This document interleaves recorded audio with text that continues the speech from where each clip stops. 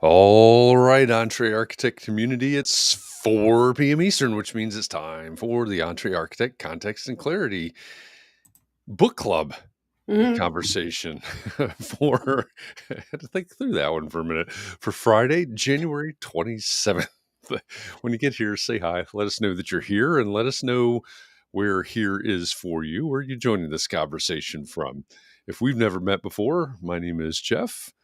And I come here every weekday afternoon at 4 p.m. Eastern for one reason, so that we can find clarity around the things that matter most to you, the architect.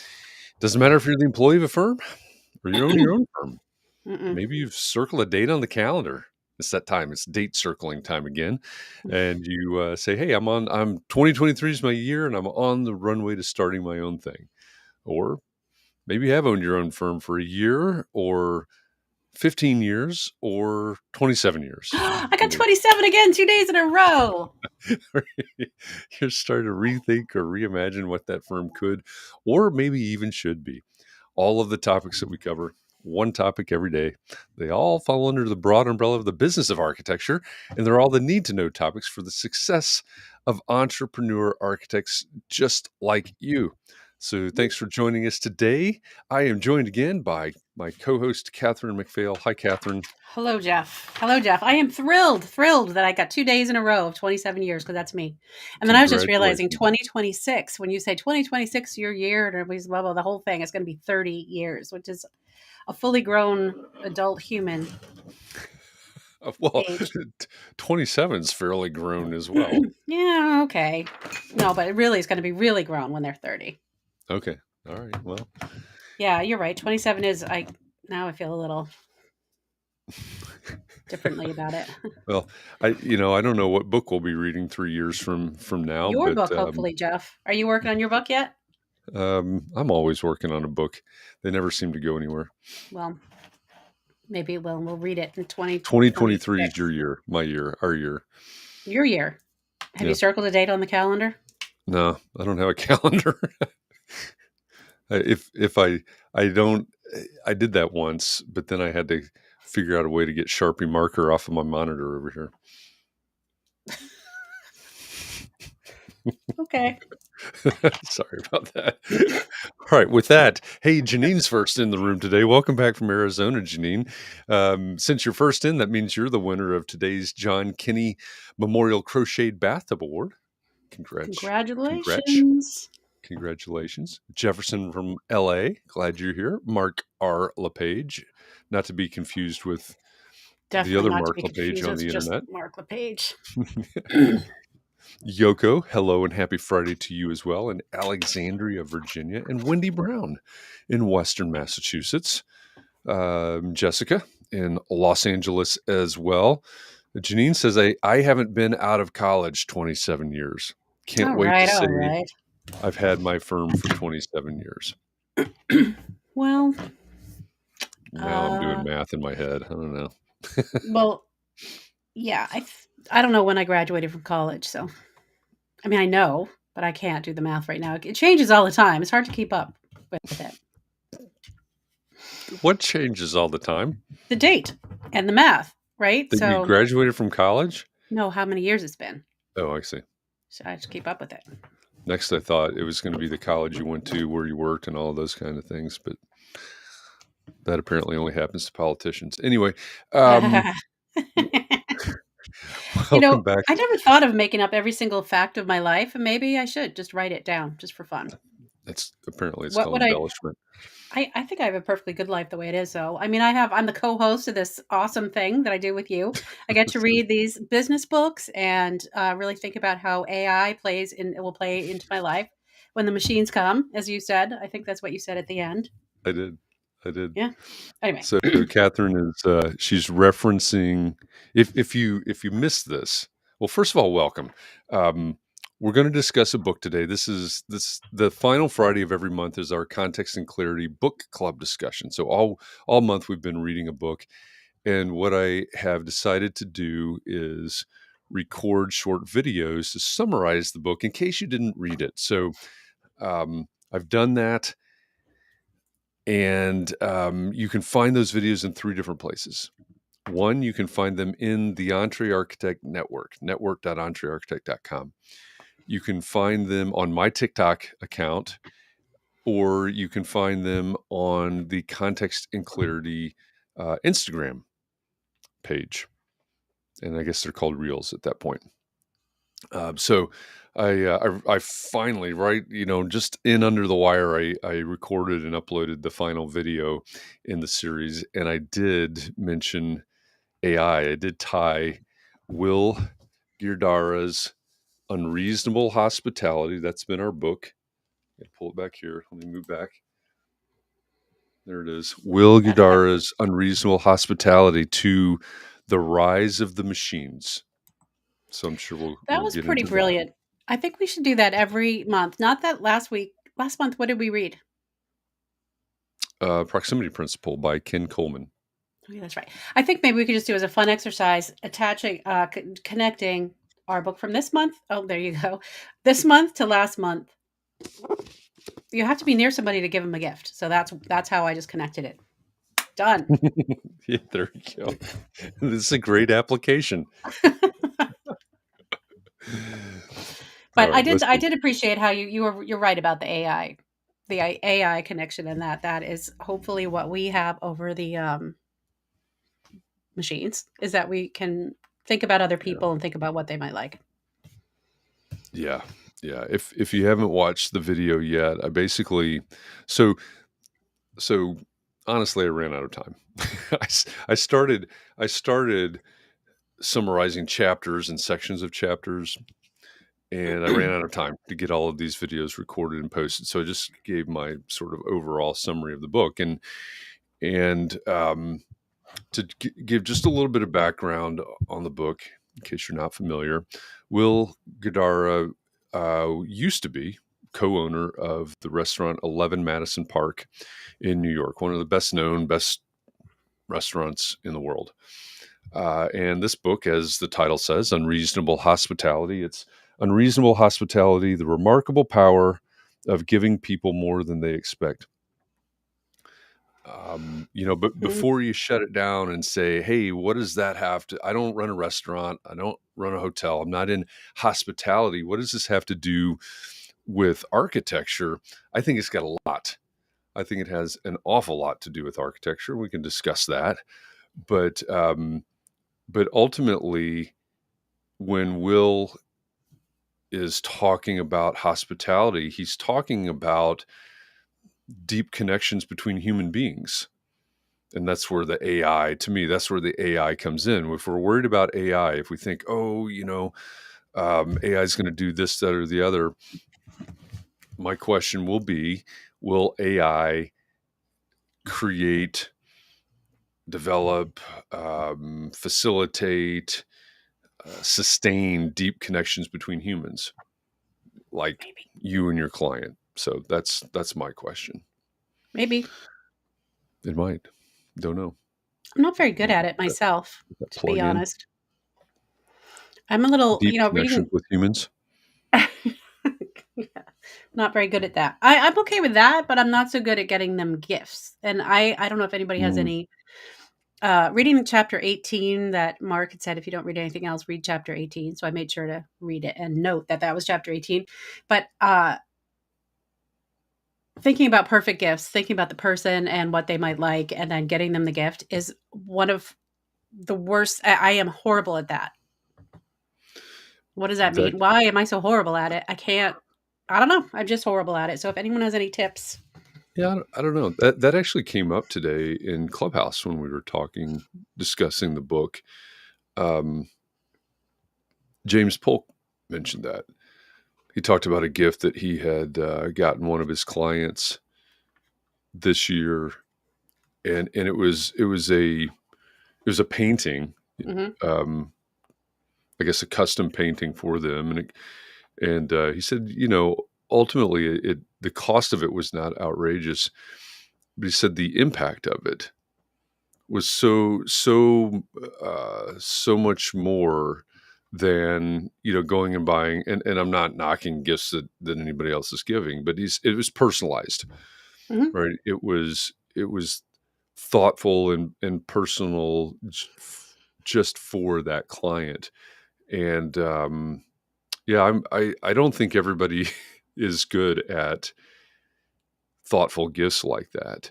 Mm. And so, that may certainly be a challenge when we're thinking about hospitality. But I think, this book is a lot of this book, even though he talks about management and he talks about building culture and he gives examples of hospitality in his world, in the restaurant world, ultimately it comes down to connecting with people and developing empathy for people. And I do think that many architects are quite empathetic. I wonder how do you serve clients if you're not? But yeah, I don't know about the gift giving. There's a quote I was trying to remember. He said, what do you say? Gifts should be awesome or something. It was Yeah, no pressure. That's what I mean. There's so much yeah, none. pressure. Like, well, that's not awesome. I can't get them that thing. Something that would be really perfect and touching. I don't know. I feel like I have empathy for people, and maybe I don't. Maybe I don't. I cannot. I don't like gift giving. I love giving a gift, but I don't like the pressure of it not being a perfect gift. Mm. Not perfect, but even like meaningful. I don't know what my problem is, but anyway, Wendy says that I need to check in with myself after an encounter. I don't know what that means, though. After a close encounter or what? I don't have a kind of encounter, an encounter with people. Aliens. Um, if you were commenting away right now, and it looks we've got a lot of great comments here, and we'll get to them momentarily. But if you're commenting and your comment isn't showing up on the screen here with us, go to chat.restream.io. Look in the lower left hand corner of the screen right now. Chat.restream.io/FB. And a couple of clicks later, you can give Facebook permission to let your comments out. And those permissions do expire, by the way. So if you've said, "Hey, I've done that before," it may have expired by now. I don't know how these things work. It's above my pay grade, but Mm, but I know it.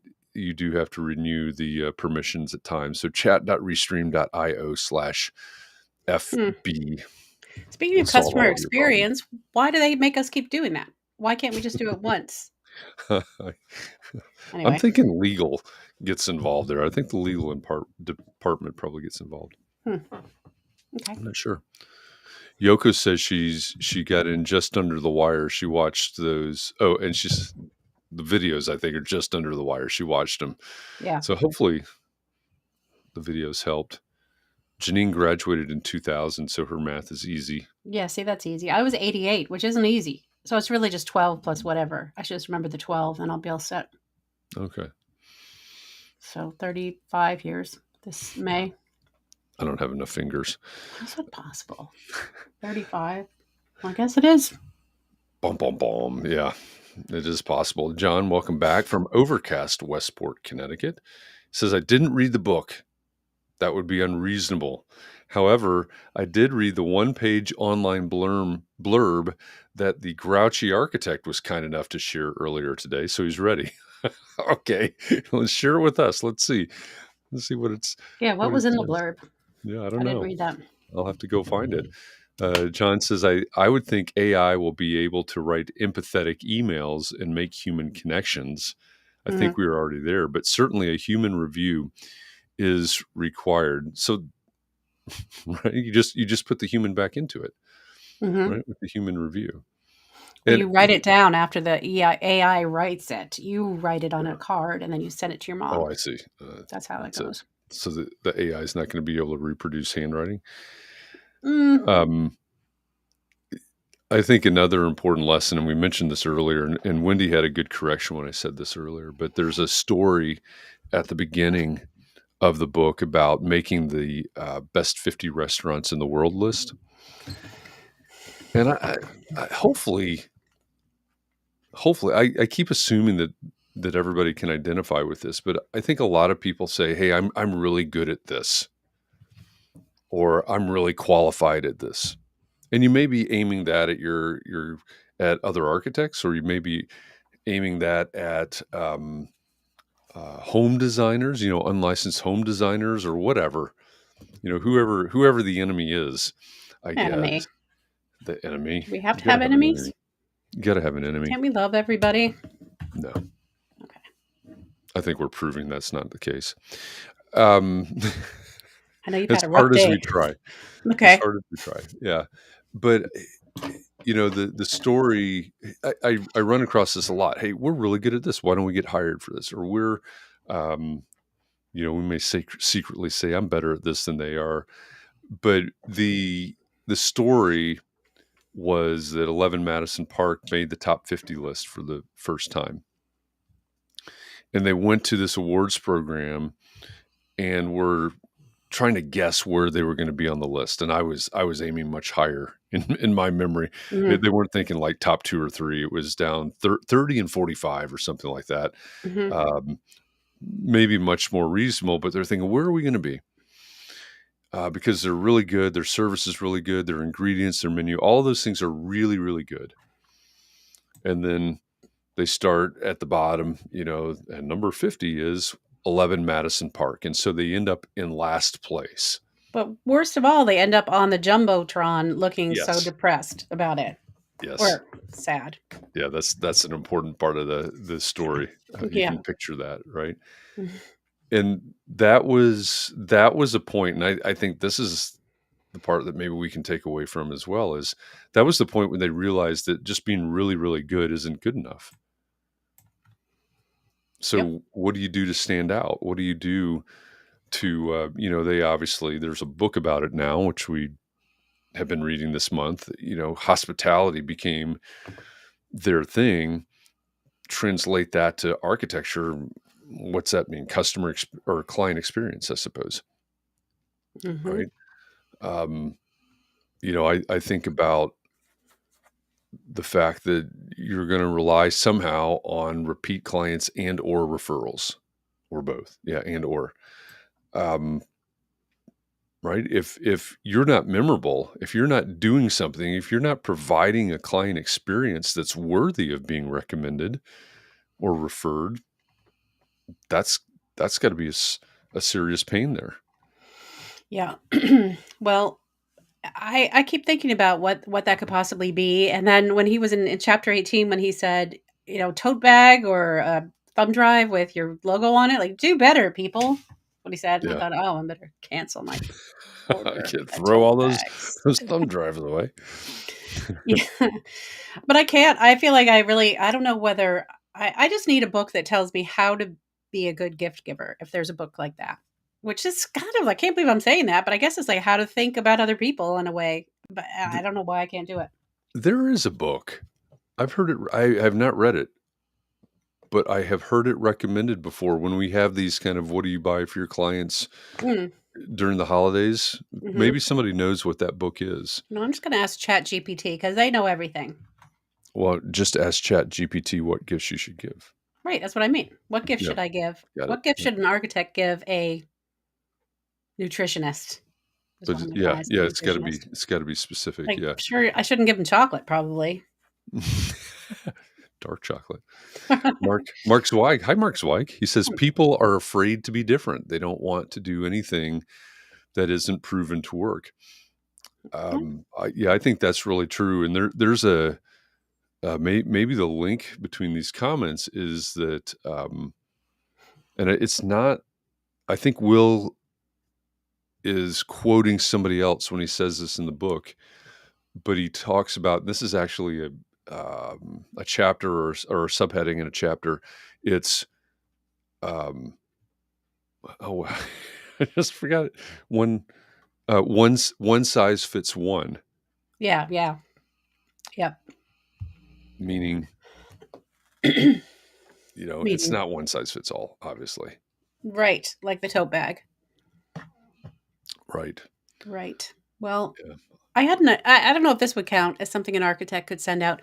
I think my major reservation about it is that if I send out gifts at the end of the year, right? But if I just send out, like, like make them a pie for solstice, like let's say I make them a lemon pie and bring it over at the summer solstice, but I haven't done my drawings. They might wonder, why didn't you just do your drawings instead of making me this pie? Because, Yeah. so I'd have to be really, really on top of everything else for me to be able to get away with making them stuff.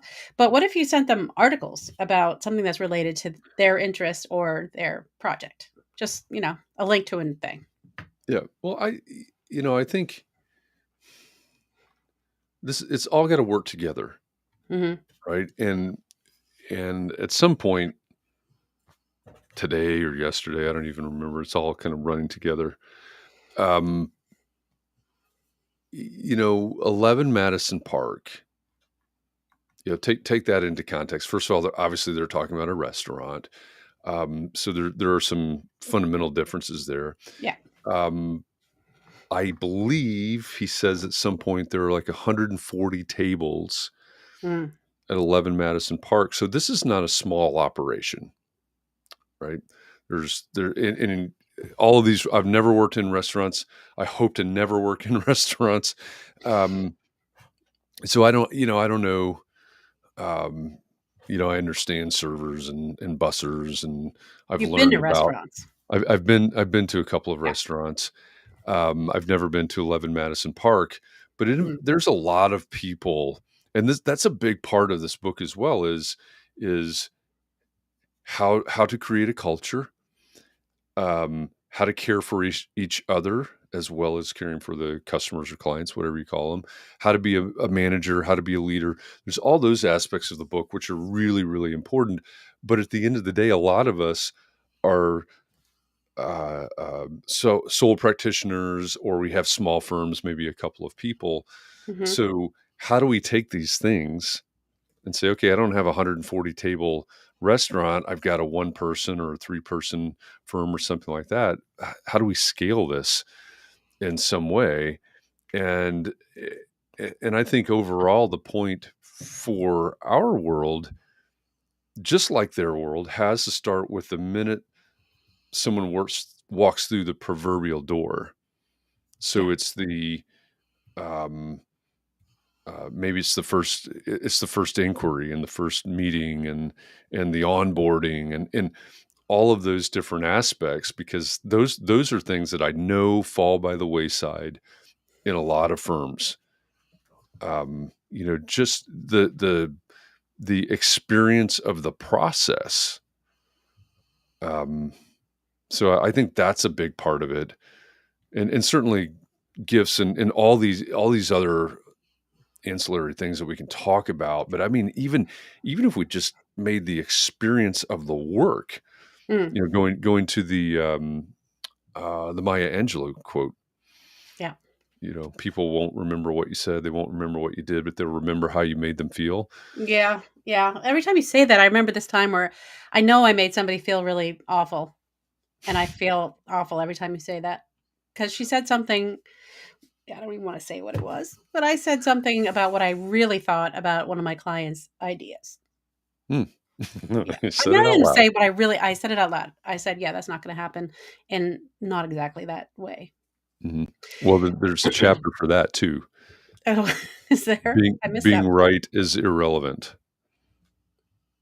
Well, it just came out of me. It was just a long meeting. It just came out. But I always think of that when you say that because I made her feel pretty bad, probably. I mean, I apologize right there for making her feel bad.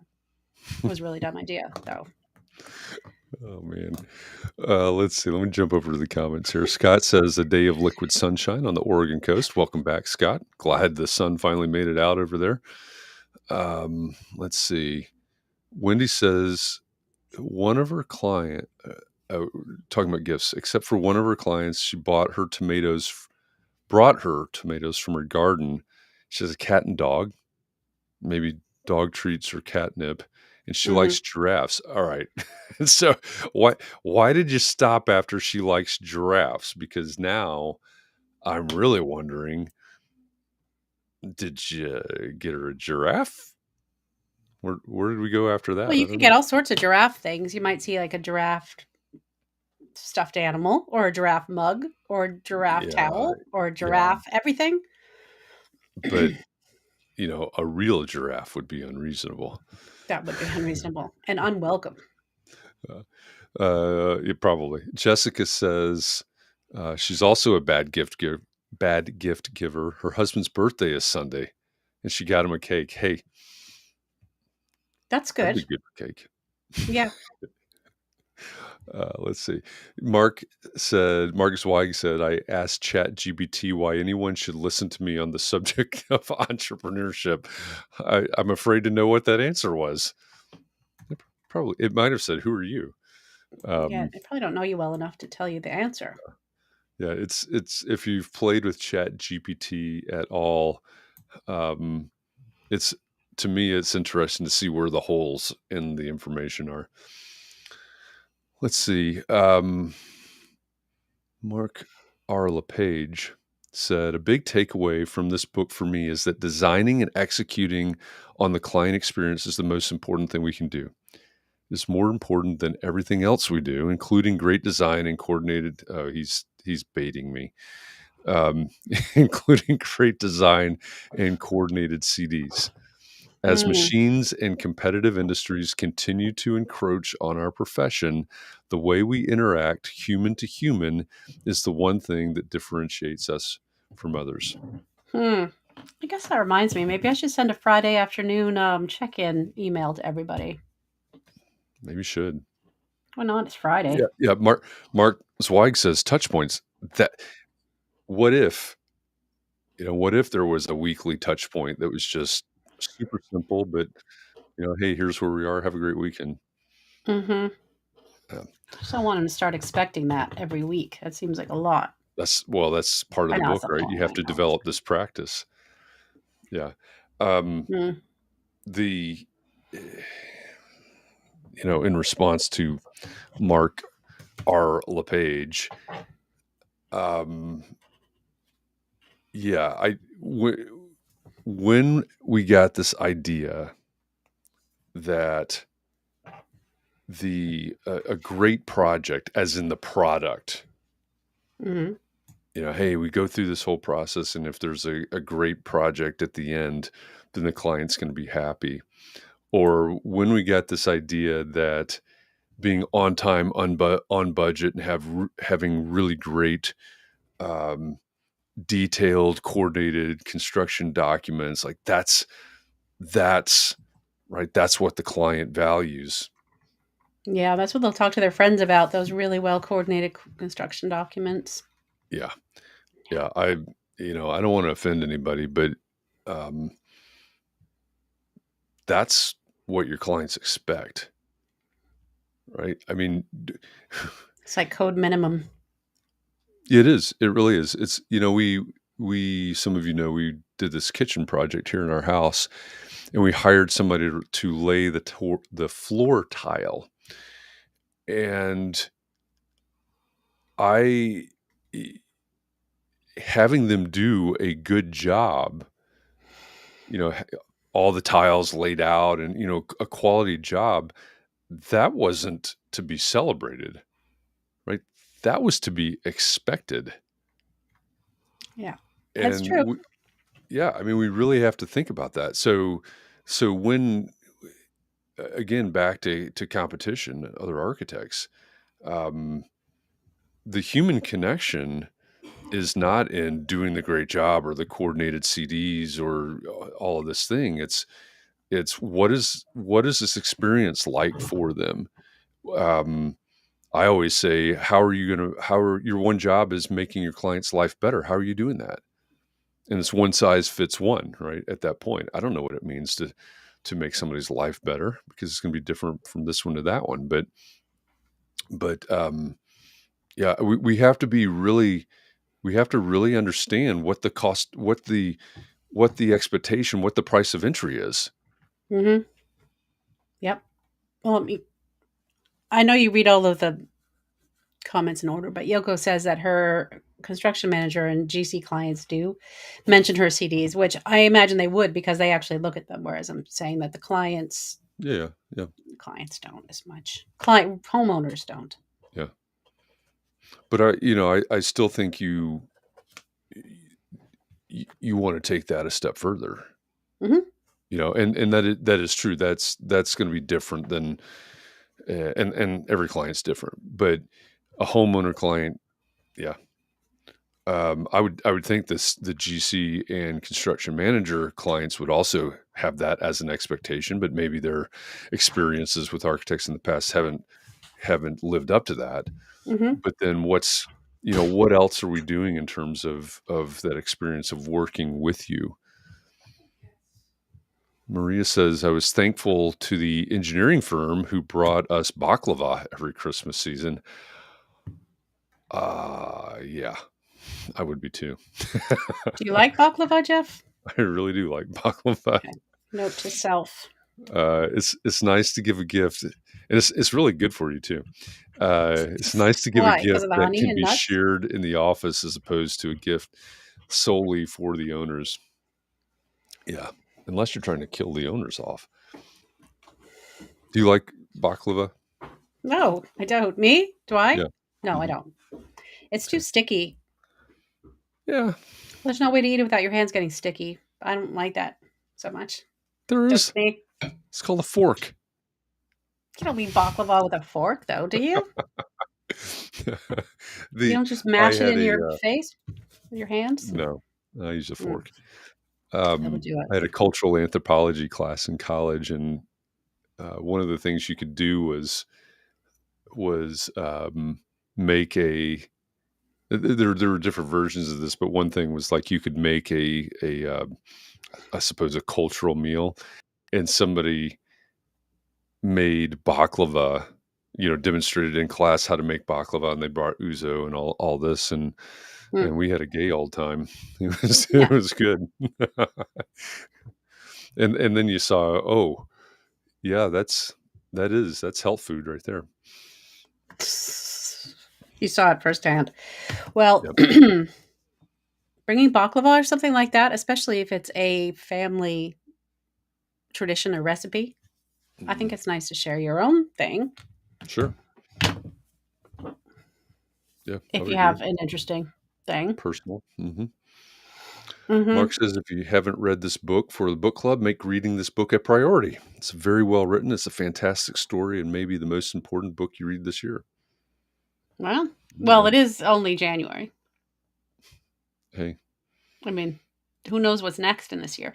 But okay, a couple things we talked about in Clubhouse, but that I really liked about this book, and if I had employees, or I do have people who work for me, I guess. So it's not quite the same, but how he developed his team and how he developed enthusiasm and ownership in his team. I thought that was Yeah. really important. Yeah. Yeah. Like I said earlier, there's a lot in here about building a culture and managing people and being a leader. And, I know there are some in our community that don't have and don't want to have employees, but um, if that's not the case for you, there's a lot. I mean, I think he touches on, questions of, what about younger people that are coming or less experienced people that are coming into the profession. We could frame it that way, and um, giving what's I don't know the way I really want to say that, but letting younger people giving them autonomy, giving them the ability to try things um, and take ownership of things. Like Mark said, and like you said, I mean, there's a lot of great stories in here, Hmm. um, and I think um, he's got a lot of really great tips. Yeah, I mean, one thing I was surprised about because I have not worked in the restaurant industry either was that the person who's in charge of wine is essentially in charge of all drinks, basically. Yeah, So that would include wine, which you can see somebody being very good at that, but then not caring much about beer and tea and coffee. So then he targeted, I guess, he found people who are obsessed with those things and put them in charge of those things so that they had the best coffee and the best way of making coffee and the most theatrical way of making it tableside. And the whole experience was the great coffee or tea or whatever it is, having these people be obsessed with yeah, this thing. yeah, yeah. I think that's a really good point. And so if again, you may not have employees, and That's fine. Not everybody needs to have employees, I guess. But if you did, how would you apply that in the architecture office? How would you break down tasks or responsibilities, roles, so that because you see that all the time is here's something that's really passionate about this, they're really good at this, Mhm. and it's a piece of the puzzle. Yeah. So who can you find for the other pieces of the puzzle that have their own particular passions and then how transformative could that be? Especially, I mean, in his case, he was focused on young people because that really kind of fit what they were trying to do. How do we take fine dining and make it more um, accessible and uh, uh, relatable to younger generations? Mhm. And that's as you said, beer and coffee and in the different other, I guess, drink programs. Um, how transformative could that be to a young person in your firm that they might have ownership over a piece of the puzzle Yeah, I that think it would be happens to be huge. one? Yeah, It would yeah, be big for the morale of the team too, because that person gets to be the expert in the thing that mhm, they are really, really interested in. yeah, Even yeah, if it's appliances, like somebody who's really into appliances, if they know everything about, you have a certain amount of money to spend on the package, then what are the best of that? I mean, I can right, see that being important. right. And I guess as we're talking about this never is never mentioned this way in the book.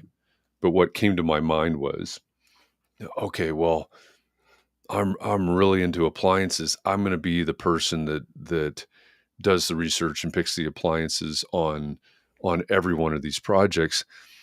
That doesn't mean we're pigeonholing them, Mhm. right? It means that we're giving them ownership of that piece and letting them really grow that piece and exercise their passion and all of that. But it's not like, hey, the only thing you ever do is Right. pick Right. appliances. So Because I wasn't think he we need saying to that be maybe clear about that. yeah, wasn't he saying that those people he always hired people and had them work as the food runners from the beginning, no matter what their eventual position would be. So for 3 Yeah. years, I think they had to go deliver the food. Yeah. It's a long time. And, but it was the food runner who became wasn't it the food runner who became the beer expert? So he was one of the guys who was a food runner at the time. Yeah, I think so. I think Yeah. so. So, Yeah. yeah, but you're right. Yeah. If you get the chance to work on something that you're really passionate, all those people who say that if you love your work, you'll never work a day in your life, which we all know is not failure. Anyway, but they might have that feeling about work. It might make them love their work more. Yeah. Yeah. So I can see Yeah. that applying to architects easily. Yeah. I think there's a lot. There is. Janine says they won't talk about well coordinated CDs, but they will talk about the great construction experience they had thanks to your well coordinated CDs or how you went to bat for them when issues came up. Yeah. I mean, that's the experience part, Hmm. right? Um, let's see. I've lost track of where I am in the comments, but I think I ruined that for some you. baklava talk here. People love baklava. I mean, Mhm. I'll leave more for you. That's a good thing that I don't like it. It's just too sticky and sweet. I just don't like it sticky and sweet. So I'd rather have, I don't know, something else. Chocolate. Hmm. Chocolate. I'm not that excited about chocolate, but I know. Let's see. I'm looking at my notes over here. Two, I guess I gravitated towards two number type things. There was the rule of 95/5. yeah, I love that. I love that. Even you could apply that in your own personal finances. Hmm. Hmm? Yeah, yeah. So what is it? It's you're by the book. Is that I Hmm. don't know if that's the right way to say it, but Well, you're you're kind of by the book for frugal 95%. 95% of the time. Right? Say that again. Yeah, Frugal, yeah, and like yeah. keeping your budget 95% of the time. Yeah. Yeah. And the way that, I was kind of working that out in my head, the way I kind of equated it was because not everything that we do is about, I mean, there's a ton of spending, right, in restaurants and that's not necessarily the case in an architecture office. So Mhm. to me, it was kind of like having all the systems in place and making sure that we're doing everything, and it may be, the budget, the quote unquote budget on 95%, but then leaving you the 5% that you can sort of go wild with, I Mhm. guess, and really make that impact. What did he call them? The dream weavers? Is that what he called those people who made the dreams? I think it Oh, was Dream. I thought it was Dream. Oh yeah, it was because it was from that song Dreamweaver because that's the first time he kissed a girl was when that was playing. So it is Dreamweaver. yes, yep. Yeah, so but I thought things like eavesdropping on someone's conversation saying all I need is $1 million to get this thing off the ground and then they gave him a bag of the $100,000 bars. Mm. That's pretty good. That's pretty good. Yeah, Yeah. yeah, So I yeah. could do that. I mean, I could if they need an extra $500,000 for their job, I could just get come next time. I don't think that would go over very Just well. buy a case of, yeah, I Yeah, wouldn't instead of cutting down on the scope or whatever, I'm just gonna bring them candy $500,000 bars. bars. Yeah, Yeah, yeah. they might not But I like think that. that's a good, whether or not that's appropriate for your clients. I think it's a good example though. The level of detail and the amount of attention that is paid to the customers in their restaurant, from asking them where they parked, Mhm, and going and paying the parking meter for them, to the story about the sleds in Central Park, to candy bars, mhm. To um, hangover packages. hangover packages. I was listening to an interview with Will Guidara, and they were talking about sort of, and this reminded me of a professor of mine because he was always about, um, oh, how did he put it? He was always about how you experienced space, from where you entered, what it was like, how you entered, that type of thing, and what the experience of the space was. And so this reminded me of Daniel Doze. If you're out there, Dozer, um, Uh-huh, dozer. the the person that that was interviewing him asked him about that experience of walking um, into the restaurant.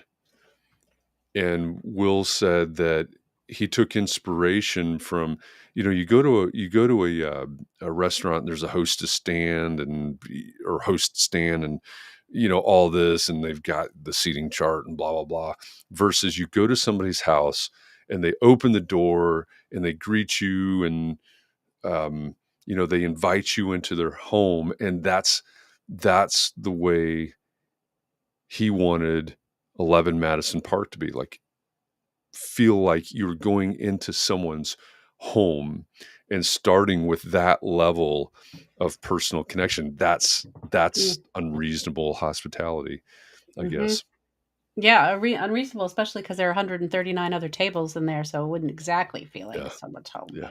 but And then the stories about making notes Mm, about customers, I guess assuming that they're going to come back, but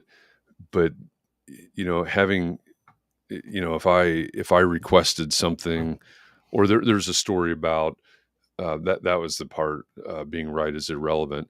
Someone ordered a medium rare steak, mm, I guess it was steak, um, and then said it wasn't cooked right, mm, and the server unfortunately defended themselves, and said, well, actually, and they weren't wrong, actually, this is medium rare, but what you're asking for, what you're describing, is medium. So that's a lesson in itself. But then the idea of making a note in the whatever their system is about that customer, that says, hey, they order medium rare, but what they really want is mm, medium. So mhm. next time they came, there would be no confusion. Yeah, Um, that it's that is next level. next level connection. Well, that kind of reminds me of a discussion we had where we talked about whether if you have a client who calls columns beams, Should you call them columns and say these are actually columns, or call them beams so that they feel more comfortable? Even though you could confuse yourself that way. But um, yeah, I think a good way to practice this, maybe if someone like me, as anyone else feels like I do, that need more practice. I think Mark, that's why I said it takes a while to get that practice. So maybe just Mhm. practicing with people I already care about who wouldn't be weirded out from me giving them gifts or hospitality. So, my friends and family, I could try. I presumably know them well enough to think about what they might like. Yeah, I think I'm going to try that first.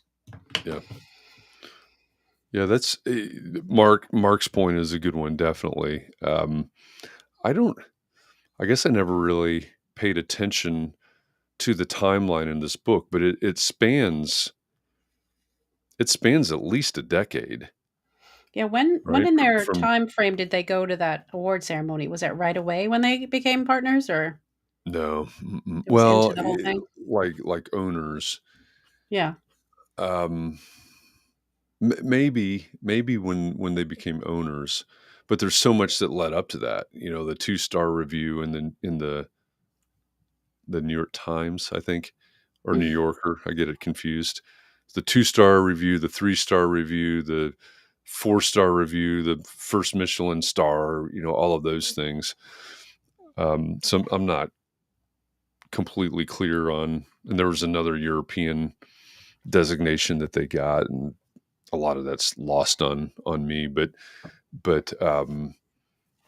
yeah, they it did take a lot, right? This was Mhm. years and years in the making. Like how many years though? It had to have been at least 10, like you say, for them to get to number one on the top 50 list. Yeah, I'm trying to. Of course, the top 50 is a preview, right? So he jumps he jumps that at the beginning, and then goes back to college. He starts telling the story of like his childhood and then college. What year did he take over as general manager at 11 Madison Park? Because he had been at MoMA. Um, I mean, I remember him talking about 2008, and they'd already been at it for several years. And then 2008 was several years before they got their 4-star, or at least a couple years before they got their 4-star. Hmm. So yeah, So I mean, it's got to be at least a decade. so how old is he? He can't be all that old. No, he's not. Well, He that started was when he one was of the pretty things. young. I was thinking that. It's like, well, how? Because talking about the time and amount of time at the restaurant and stuff. I'm like, gosh, this guy's married and he's got kids, and Mhm. then I think he became manager at or general manager at 11 Madison Park when he was like 23 or something. Yeah, he was pretty young. Mark says Yeah. that they opened in '98 and it was number 1 in 2017. Okay. And I don't know how long they were open before he got there, but I have been to a say while. that Andrew talking about having gone there and spent $2,000 on dinner kind of ruined the rest of the book for me that I listened to, the part I listened to today. Yeah, yeah. So for those of you that weren't on Clubhouse this morning, there was someone. Um, Andrew Major was in Clubhouse this morning, and he mentioned that he went. I think in the last couple of weeks, he went to 11 Madison Park, and he Well, it, they're it wasn't vegan the best now. experience. No. And it's important to remember, I guess, that this book is not necessarily related to 11 Madison Park today. He's not there anymore. Mm. The author's not there anymore. Not Mhm. co-owner anymore. Um, it has changed to um, a Vegan. vegan Mhm. restaurant, and so it's very different. But that was when he was there. That was part of their. I know we're right at the top of the hour. That was part of. I found this really interesting. Part of their DNA, I suppose, as well. They got a good review from a critic, and at the end of the review, I forget how many stars she gave them, but they seemed very pleased with the review. But at the end, she said they need more Miles Davis. Yeah, that was a good one. Yeah, I and didn't know this what that whole meant. right, this whole conversation about trying to figure out what the heck that meant, and the way that eventually played out was collaboration was a big one. Was one of their big words that came out of that retreat that you mentioned this morning. Um, but continually reinventing themselves, giving themselves the flexibility and all of this to continually reinvent themselves. Um, that I thought was besides being a Miles Davis fan, I thought that was a pretty amazing Mhm. section. Yeah.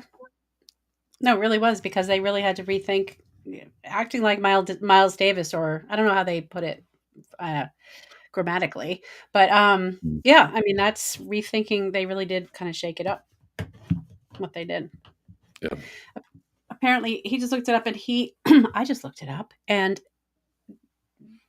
whatever what's the name, guy who wrote it? Will Will. and Yeah. Daniel, is that his name? Anyway, they broke up or parted ways in 2019. Yes. Yep. So through most of the story, Will's the author, right? He's telling the story. Daniel is the chef.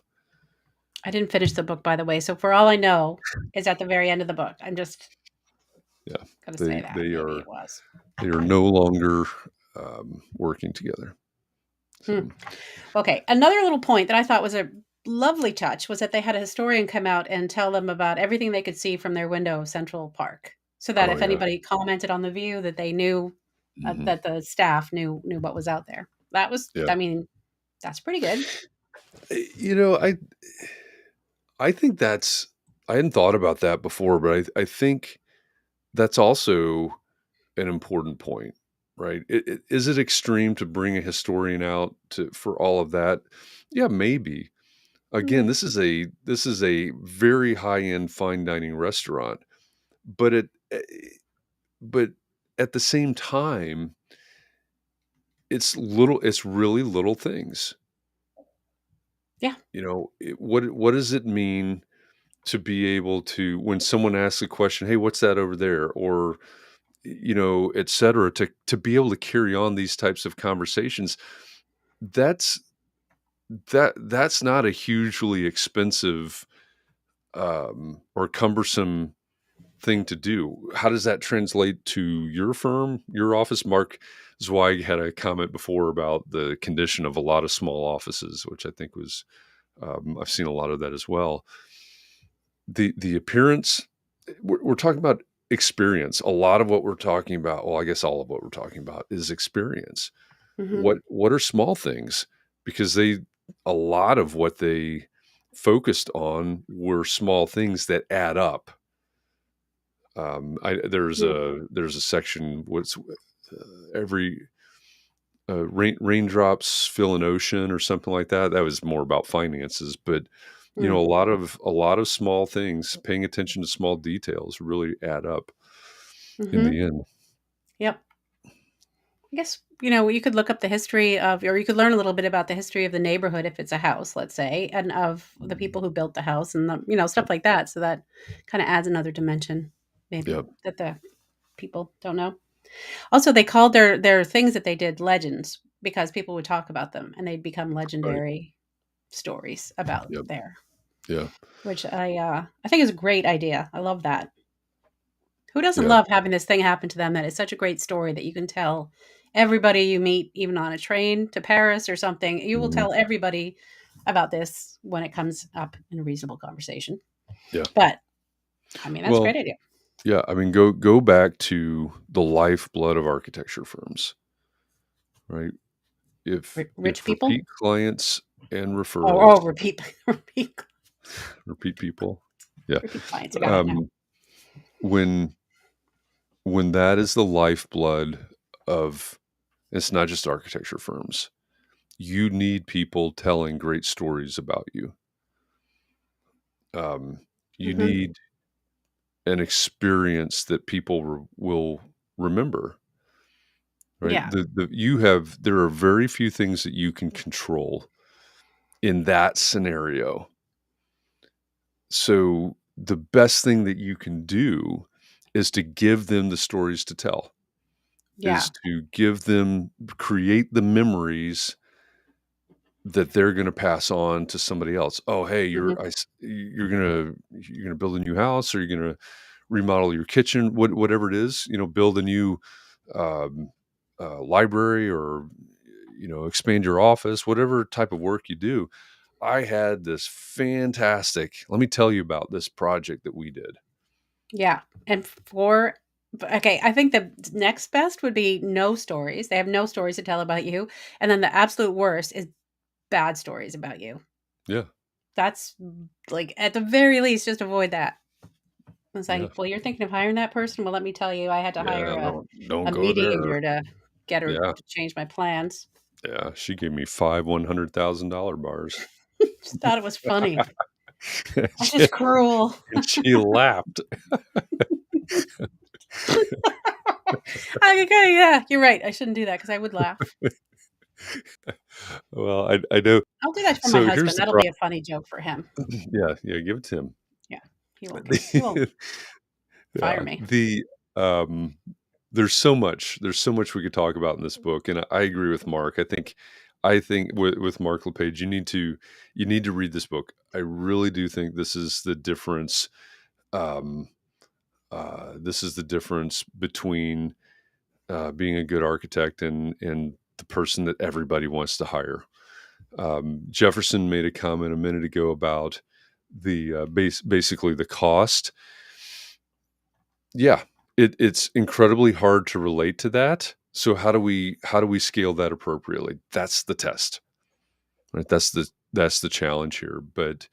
Um, but I really do think we need to take inspiration from this. And again, if you want to, you can go watch the videos that I recorded, 6 of them total, on Instagram or TikTok or in the Entre Architect Network. It's probably more of the same of what we've been talking about, but I think it's a good book to read. Yeah, definitely. And it was a good book. I mean, just and on its own, it was an entertaining book, and it had Yeah, yeah, yeah, yeah, yeah. The style of it, yeah, um, despite the fact that there are no fairy tales or whatever, um, I know. Well, will that's what I was it expecting. is it's a story. It's a story. He tells lots and lots of stories from his life, his career, his childhood, and Mhm. obviously what they created at 11 Madison Park. So Yeah, seemed like it would have been a really great place to work for someone who's enthusiastic about that kind of work. yeah, yeah, somebody that's into restaurant work. Choreography. I can't get over that image of them delivering the soup and then taking the lids off. Yes, I do not get that at the restaurants I go yeah.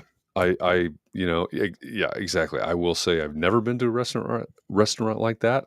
Step, step. The person in the back has to go faster. The person in the front has to go slower. And Yeah, they practiced and practiced that move. yeah, yeah. I'd love to Honestly, I see don't that. know that I have that much interest in going to a restaurant like that, but What?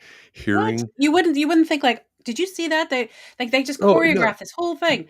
Boom, boom, that boom, part, boom, yes. boom. The That would be cool. when he's describing, I mean, the soup scene, and Mhm. even the code, that they Yeah, use. yeah, yeah. Signaling across the Yeah, about I what kind mean, of all water of they that want. was fascinating to me. Yeah, yeah. Um, but it wouldn't be a place that I would seek out necessarily, Mhm. other than that fascination. But Hmm. for others, Maybe we could start a GoFundMe, Jeff, where people can donate the money. So once we get $2,000, that we can go to a really nice fine dining choreography place, I think and they'd then we let can us. report on it back here because we're Maybe, such influencers. maybe we could do context and clarity live from there. That would be awesome. Hey, do you mind? That would be We're awesome. just going to set a camera up here so that everybody can watch what you're talking about in the book. Yeah, We're sure we wouldn't be the only ones. yeah, I'll pitch that. All right, I know I we're like that past idea. the top of the hour. We could keep going on this for a while. This was We one of could. my favorite books for a while. Um, so what's coming up? Next What's coming up? month. Next month. What's the book for next month? I'm not going to tell you yet. I'll tell you in just a Why? minute. Oh, in a Next minute. Okay, I week, can wait. yeah, yeah. Next week on Context and Clarity Live, we will have Stuart Hicks, Mm-hmm. who's famous on the internet. Is he? You need to go to Stuart Hicks. It's StewartHicks, Stuart Hicks YouTube channel, and check out the content that he creates there. He talks about architecture. One of my favorites, I know this will surprise you, but one of my favorite videos that he did is something along the lines of what if George Costanza really was an architect? Yeah. You love But George Costanza. I think I that's do. so sweet. Yeah. But Stewart is an architect. He is an educator. Let's see. He is Associate Dean of Physical Resources and Planning at the University of Illinois, Chicago. Um, and he creates fantastic YouTube videos that are really for general consumption. They're not necessarily videos about architecture for architects. So it's going to be fun talking to Stuart next week. So we'll have him on Context and Clarity Live. I'll post tomorrow morning about that. You tell me what you want to talk about next week, and we'll shape the week around that. Okay. Now, for the book club, the February book club, we will let's see, the final Friday in February is Friday, February 24th. So that'll be the book club discussion day. On Thursday, February 23rd, for Context and Clarity Live, we will be talking with Marcus Sheridan, who is the author of They Ask, You Answer. And if you've done Mm, anything build your brand, you have heard about this book before. So that's why we it sounded will familiar. read They Ask, You Answer for February, and then we'll talk to the author the day before our book club discussion. The full title is They Ask, You Answer, and you're going to love this. This is just going to be a riveting, for many of you, this is going to be a riveting subtitle.